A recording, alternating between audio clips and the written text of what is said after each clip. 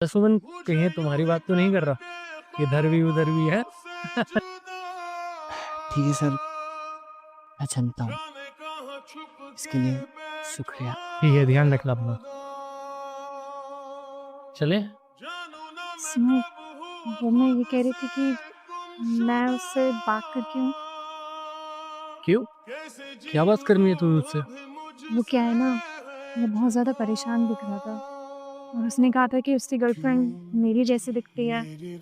तो मैं ही सोच रही थी शायद मैं उससे बात करूँ तो उससे अच्छा फील हो। ठीक है, जैसा तुम्हें सही लगे तुम वैसा कर लो। ये तुम्हारी ब्राउनी में किचन में रख रहा हूँ, आके खा लेना। ठीक। ढूंढो मुझे अब मैं रहता हूँ I am so sorry, please मुझे माफ कर दो। मैं जानती हूँ कि मुझसे बहुत बड़ी गलती हो गई है, लेकिन तुम इस गलती की जो भी सज़ा दोगे मुझे मंजूर है। शायद तुमने ठीक से सुना नहीं, मैंने क्या बोला था। अब अगर तुम मुझसे माफ़ी भी मांगोगी ना, मैं तुम्हें कभी माफ़ नहीं करूँगा। अरे मैंने तुम्हारे लिए क्या कुछ नहीं किया था। तुमने जो बोला मैंने ला के दिया। तुम्हारे लिए मैं पार्ट टाइम जॉब भी कर रहा था, फिर भी तुम उसके साथ। समझ गया।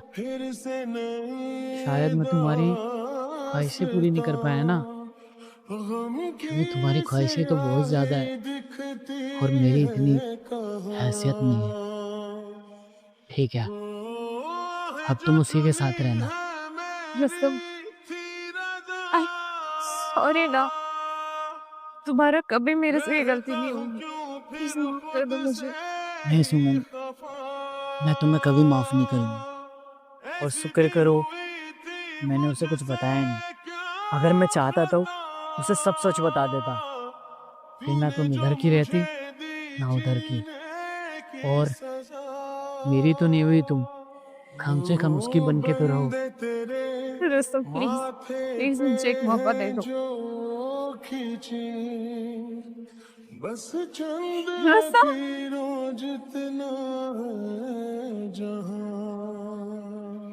आंसू मेरे मुझको मिटा के रहे, रब का हुक्म ना मिटता है यहाँ।